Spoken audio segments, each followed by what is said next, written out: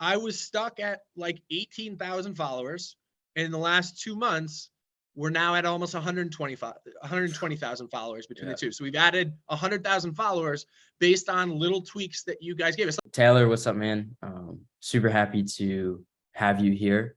I feel like this has been not a long time coming, but I'm just super glad to have you here because your growth in the past couple weeks, really the past couple weeks has been like it just came out of nowhere. So again, super happy to have you here. Kind of just introduce yourself. Tell me, when you started working with us, what that looked like, and all that. Yeah. So social media started for us a little over a year ago, started putting out reels and stuff like that on Instagram and on TikTok. And there wasn't a ton of response, honestly. It was a slow grind higher, and it capped at about 18,000 followership between Instagram and TikTok. And that's when we started working with you guys. When was it, Nick? I know I was back home visiting my family, so it might have been, it had to be last year sometime. Yeah, so it was towards the end of last year, right? So I guess the moral of the story there is like working with you and Logan and Joe and company. What we did was we just tweaked things and at the advice of you guys, like tweak things and consistently tried different iterations of very similar information and similar messaging, but doing it in different styles. Yeah. And then eventually you kind of guided me to the style that worked. And it was unbelievable, the change rapidly as to the market just then accepted the way I was delivering a message, whereas the way I was delivering it previously, it was not. And you didn't change anything as a person. You just changed how you just spoke to the audience. And honestly, you're just more you, to be honest. I think that's one of the biggest changes. We'll jump into that in a sec. What was the biggest issue you felt that you needed to overcome? And I think the issue was growth, but I want to hear that from you. Yeah, it was growth. And some of it's confidence, like admittedly. So it's not that I was self-confident in my messaging, but it was me being self-confident about not knowing enough about social media. Like, hey, Nick, should I do this or do this? Should I do this or do this? And you're like, one, do what feels most comfortable to you was a lot of your answers, and that was great. But it was little tweaks that you gave me, like, hey, I think this goes better on social media than this does. You got to remember, like, I literally did not have a social media account prior to doing this. None. So I was coming from a baseline of like just some idiot out there walking around who's never seen social media before, and now I'm trying to grow a business on it. How old are you? I'm 34. 34. Oh, dang. I thought you were in your 40s. I didn't know that. The finance background, whatever, you got the knowledge, you're coming in. I was like, this guy, that's cool. That's awesome. Yeah. So, wow. So you didn't have a social media account before. I knew that, but I think one of the biggest pieces is that you kind of just followed our game plan, and that's why it worked. You didn't really question it. You're just like, okay, like I'm going to do it. Right. Why would I question you guys? Again, I've never had a social media account. Y'all are the experts. A lot of people do it. The proof is in the pudding, right? I mean, at the end of the day, the proof is like I was stuck at like 18,000 followers. And in the last 2 months, we're now at almost 120,000 followers between the two. So we've added 100,000 followers based on little tweaks that you guys gave us. Like here's a good example. Like I keep saying little tweaks.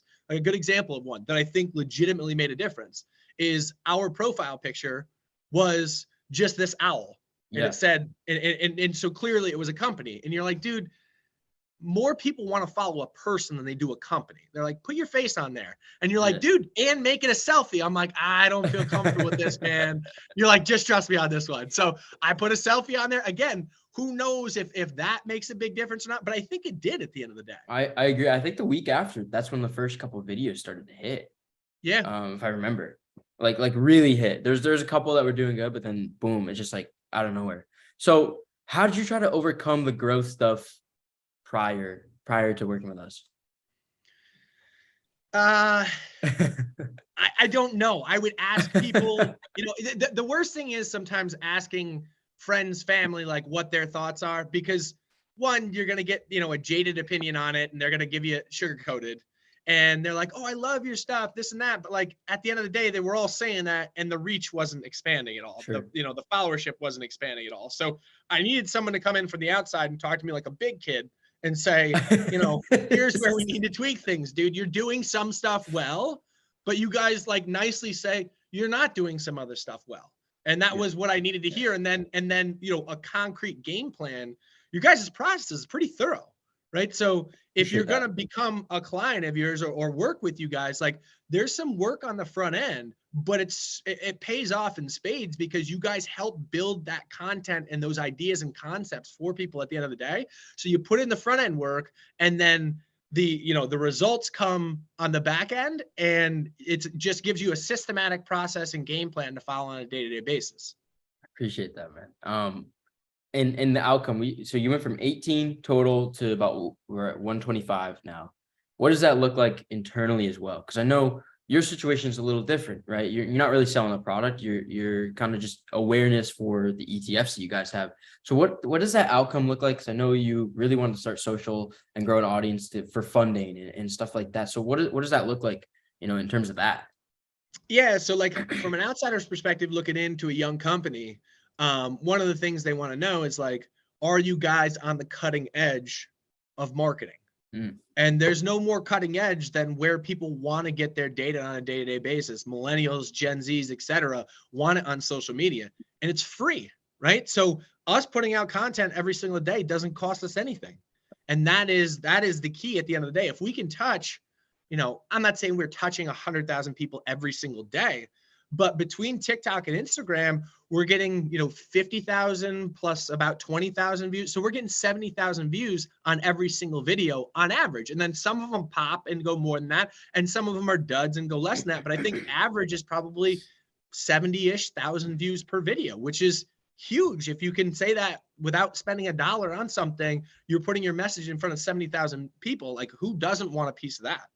For sure. And was there anything that you were skeptical about before like starting the process? Because obviously successful at this point, but was there things that you're skeptical about at the beginning or before starting or when we first talked? With you guys? Yeah.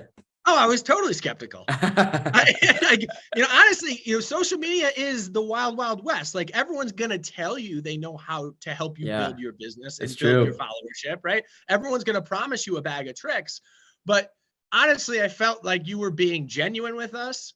And I think that you also were able to provide tangible things like, here's kind of the process.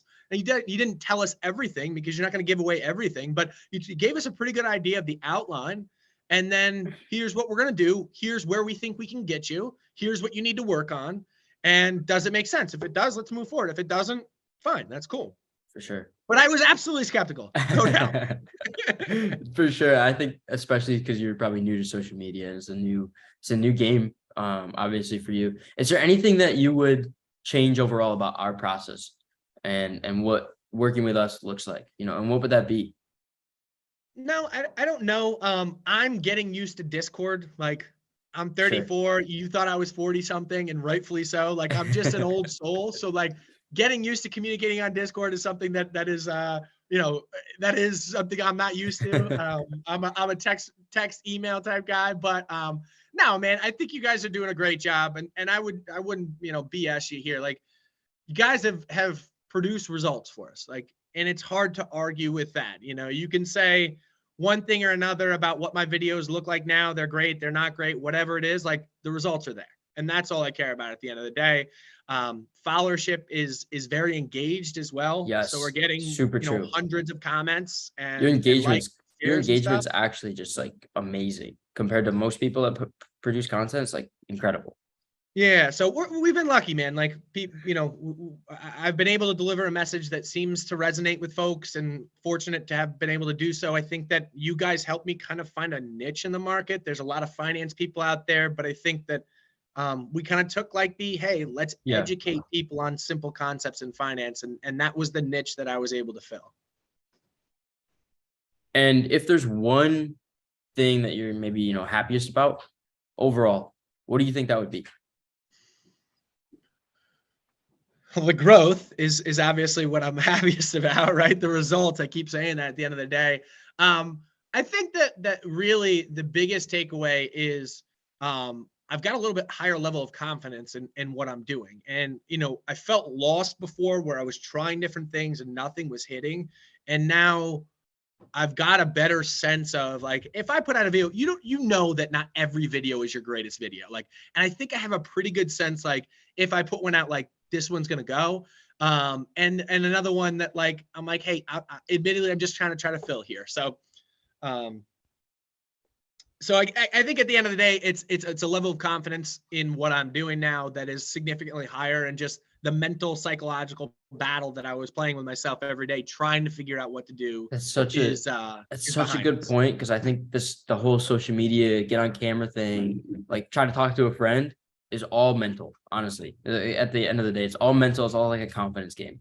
Yeah, and it's crazy. Like, and this is sad to say, as a 34-year-old with a family and kids, like I still somehow I try to not, but like if a video goes really well, my attitude and mood is better. And if it doesn't go well, it's worse. I'm like, this is pathetic, dude. You've never cared about social media before in your life. Now you're letting it affect It's you. I'm like, crazy. but at the end of the day, it really is. So, the better I can do on a day-to-day basis, the better mood I'm in, which is crazy. For sure. Man, I super appreciate you coming on and doing this video with me.